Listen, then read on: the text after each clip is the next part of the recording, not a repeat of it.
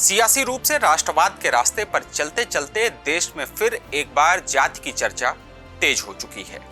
ऐसा अक्सर चुनाव के समय देखने को मिलता है, जब जातीय सम्मेलनों का जोर होता है और गठजोड़ बनाए बिगाड़े जाते हैं। लेकिन इस बार ये हुआ है यूजीसी के नए नियमों की वजह से। तो क्या मंडल कमीशन की रिपोर्ट के बाद उठा बवंडर एक बार फिर तैयार हो रहा है? सरकार कहती है कि उच्च शिक्षण संस्थानों में समानता का संवर्धन विनियमन 2026 लागू कर देने से जातिगत भेदभाव और असमानता जड़ से मिट जाएंगे। 15 जनवरी 2026 से ये प्रभावी भी हो चुका है। ये नए नियम 2012 के पुराने यूजीसी के दिशा निर्देशों को रिप्लेस कर देंगे। अब इन नियमों को लेकर देश भर में बवाल हो गया है। सरकारी अधिकारियों से लेकर खुद भाजपा में इस्तीफे हो चुके हैं। सोशल मीडिया और समाज में जो विरोध है वह अलग से साफ साफ दिखाई दे रहा है।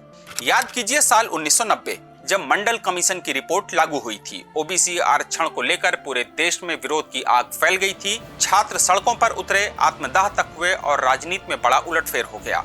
सवर्ण समाज ने इसे अपने खिलाफ साजिश बताया था, जबकि पिछड़े वर्ग ने इसे न्याय का कदम माना। आज 36 साल बाद कुछ वैसा ही माहौल बन रहा है। विश्वविद्यालय अनुदान आयोग यानी यूजीसी ने 13 जनवरी को उच्च शिक्षण संस्थानों में समानता का संवर्धन विनियमन 2026 जारी किए। इसका मकसद है कैंपस जातिगत भेदभाव से मुक्त हो। तो आखिर ये यूजीसी के नए नियम क्या हैं? ये नियम उच्च शिक्षा संस्थानों में जाति, लिंग, विकलांगता या अन्य आधार पर भेदभाव रोकने के लिए बने हैं। हर कॉलेज और यूनिवर्सिटी को अब इक्विटी कमेटी बनानी होगी, 24/7 हेल्पलाइन शुरू करनी होगी और इक्विटी स्क्वाड गठित करनी होगी जो कैंपस की निगरानी करेगी। शिकायतों पर तुरंत कार्रवाई होगी, खासकर एससी, एसटी, ओबीसी और अन्य कमजोर वर्गों की। अगर संस्थान नियम नहीं मानता है तो यूजीसी फंडिंग रोक सकता है, प्रोग्राम बंद कर सकता है या डिग्रियां तक रद्द कर सकता है। इस नियम के समर्थन में खड़े लोगों का कहना है कि यह जरूरी है, क्योंकि पिछले सालों में कैंपस में जातिगत अत्याचार के केस बढ़े हैं, जैसे रोहित वेमुला या पायल ताडवी की मौतें। ये नियम सुप्रीम कोर्ट के निर्देशों और एनईपी 2020 के मुताबिक समावेशी शिक्षा को बढ़ावा देंगे। लेकिन विरोध करने वाले कह रहे हैं कि ये नियम एक तरफा हैं। जनरल कैटेगरी के छात्रों को कोई सुरक्षा नहीं, फॉल्स कंप्लेंट पर कोई सजा नहीं और ये कैंपस को जाति विभाजन की ओर ढकेल रहे हैं। देश भर में इन नियमों के लागू होने के महज 12 दिनों में ही बवाल शुरू हो गया है। सबसे ज्यादा विरोध उत्तर प्रदेश से उठ रहा है। यहाँ ये आग की तरह फैल रहा है। लखनऊ विश्वविद्यालय के छात्रों ने धरना दिया। दिल्ली में यूजीसी हेडक्वार्टर के बाहर प्रोटेस्ट हुआ। यूपी में बरेली में सिटी मजिस्ट्रेट अलंकार अग्निहोत्री ने इस्तीफा दे दिया है, इसे ब्लैक लॉ बताते हुए। नोएडा में बीजेपी युवा मोर्चा के वाइस प्रेसिडेंट राजू पंडित ने पार्टी से इस्तीफा दिया। लखनऊ में बीजेपी के 11 लोकल मेंबर्स ने इस्तीफा दे दिया। विरोध यूपी के मेरठ, हापुड़, सहारनपुर, बलरामपुर जैसे जिलों में भी फैल चुका है। उधर राजस्थान के अलवर, बिहार के मधुबनी और हाजीपुर में भी इसी तरह के प्रोटेस्ट हुए हैं। सुप्रीम कोर्ट में पीआईएल दाखिल हुई, जिनमें नियमों को असंवैधानिक बताया गया। सोशल मीडिया प्लेटफॉर्म एक्स पर हैशटैग ट्रेंड कराया जा रहा है। सबसे ज्यादा विरोध की आवाजें यूपी से उठ रही हैं, क्योंकि यहाँ सवर्ण समाज का बड़ा आधार है और बीजेपी की पकड़ मजबूत है।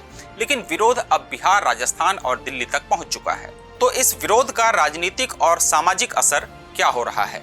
राजनीतिक रूप से इसी बीजेपी के लिए बड़ा झटका माना जा रहा है। पार्टी जो सबका साथ, सबका विकास और कटोगे तो बटोगे का नारा देती थी, उसके अपने सदस्य इस्तीफा दे रहे हैं। यूपी में बीजेपी एमएलसी देवेंद्र प्रताप सिंह ने यूजीसी को लेटर लिखा है कि ये नियम जनरल कैटेगरी के छात्रों को असुरक्षित महसूस करा रहे हैं। झारखंड से बीजेपी के सांसद निशिकांत दुबे ने सोशल मीडिया पर कहा, सारी मिसकॉन्सेप्शंस क्लियर होंगी और मोदी सरकार ईडब्ल्यूएस रिजर्वेशन देकर सवर्णों का ख्याल रख रही है। लेकिन विपक्ष हमला कर रहा है। कांग्रेस के अजय राय ने इसे संविधान पर खतरा बताया। सपा ने बीजेपी को सवर्ण विरोधी कह दिया। सरकार के सूत्रों का कहना है कि बजट सेशन के पहले फैक्ट पेश कर सारी दुविधा को दूर किया जाएगा। एक कमेटी भी बनाए जाने की चर्चा है। वहीं एक धड़े का कहना है कि इक्विटी स्क्वाड क्लासरूम को निगरानी में बदल देंगे, फ्री स्पीच खत्म हो जाएगी। सवर्ण ग्रुप्स इसे रिवर्स डिस्क्रिमिनेशन बता रहे हैं, जबकि एसटी, एससी, ओबीसी ग्रुप्स इसे न्याय मान रहे हैं। समाज में जातीय तनाव बढ़ रहा है, साथ ही ब्रेन ड्रेन का भी खतरा मंडरा रहा है। ये मंडल कमीशन जैसा लगता तो है, क्योंकि वहां भी सवर्णों ने आरक्षण को अपने खिलाफ देखा था और यहाँ नियमों को सवर्ण छात्रों को सेल्फ डिक्लेयर्ड क्रिमिनल बनाने का आरोप लगाया जा रहा है। इन नियमों पर बात कर रहे जानकारों विशेषज्ञों का कहना है कि नियम अच्छे इरादे से बने हैं, लेकिन खामियां साफ हैं। पॉजिटिव साइड, ये कैंपस को सुरक्षित बनाएंगे, जातिगत अत्याचार रोकेंगे और समावेशी भारत की दिशा में कदम है। शिकायतों में 118% की बढ़ोतरी को देखते हुए यह जरूरी है। और निगेटिव साइड इसे एक तरफा प्रोटेक्शन मानता है। फॉल्स कंप्लेंट्स पर कोई चेक नहीं, जो SC/ST एक्ट जैसा मिसयूज के आरोपों को दोहरा सकता है। जनरल कैटेगरी को बाहर रखना असमानता को बढ़ावा देगा। राष्ट्रीय स्तर पर यह शिक्षा की क्वालिटी प्रभावित कर सकता है। छात्र पढ़ाई से ज्यादा जातीय राजनीति में उलझे नजर आ सकते हैं। लेकिन इन सब रायशुमारियों से अलग हमने बात की दिल्ली विश्वविद्यालय के हिंदू कॉलेज के प्रोफेसर रतनलाल से। उनका साफ कहना है कि UGC के नए नियमों से सवर्णों को डरने की जरूरत नहीं है। इसके पीछे मंशा दूसरी है। यह सिर्फ खलबली मचाने के लिए लाया गया है, जो कि दिखाई भी दे रहा है। SC/ST OBC के पक्ष में पहले से ही कानून है, लेकिन क्या उनका इम्प्लीमेंट ढंग से हो पा रहा है? जरूरत उच्च शिक्षण संस्थानों को संस्कार देने की है, सिविलाइज्ड सोसाइटी बनाने की जरूरत है। वहीं बीकानेर के महाराजा गंगा सिंह विश्वविद्यालय के कुलपति प्रोफेसर मनोज दीक्षित ने इस मामले पर द लेंस से कहा कि UGC के नियम का पर्पज पूरी तरह से पॉलिटिकल है। OBC कास्ट का समूह है, सभी कम्युनिटी के लोग इसमें आते हैं। कास्ट को क्लास के बराबर कर देने से भ्रम की स्थिति बनी है। सबसे बड़ा विवाद तो इसी बात को लेकर है कि यदि शिकायत झूठी निकली तो शिकायतकर्ता की क्या जिम्मेदारी है। आरोपी को लेकर बखेड़ा तब तक खड़ा हो चुका होगा। इससे कैंपस का माहौल अशांत रहेगा। उन्होंने कहा कि कोई भी पॉलिसी तब सफल होती है जब वह आसानी से लोगों के समझ में आ जाए और मंशा साफ हो। बहरहाल UGC के नियमों को लेकर विरोध और समर्थन किस हद तक जाएगा यह देखना अभी बाकी है, लेकिन शुरुआती विरोध ने जातीय राजनीति को तो गर्म कर ही दिया है। समाज से लेकर सोशल मीडिया तक बहस छिड़ चुकी है। इस बीच केंद्रीय शिक्षा मंत्री धर्मेंद्र प्रधान डैमेज कंट्रोल के लिए सामने आए। उनका कहना है कि किसी का उत्पीड़न होने नहीं दिया जाएगा। देखिए उन्होंने क्या कहा। देखिए, इसमें मैं एक बात बहुत विनम्रता से आश्वस्त करना चाहता हूँ, किसी को उत्पीड़न होने नहीं दिया जाए, कोई भेदभाव नहीं होगा, कोई डिस्क्रिमिनेशन के नाम पे किसी को भी मिसयूज करने का अधिकार नहीं रहेगा। इसमें UGC हो, भारत सरकार हो या राज्य सरकार हो, इसकी दायित्व रहेगी। मैं आश्वस्त करता हूँ, उसको जो व्यवस्था हुई है, भारत की कुछ भी व्यवस्था हो, संविधान की परिधि के अंदर होगा। और ये जो विषय आई है, ये तो सुप्रीम कोर्ट की निगरानी में व्यवस्था है।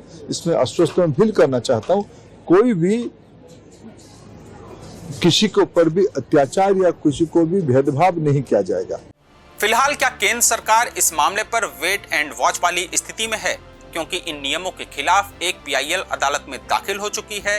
क्या आगे भी और होगी? ये भी एक बड़ा सवाल है। इस मामले पर आप क्या समझते हैं? हमें कमेंट में बताइएगा।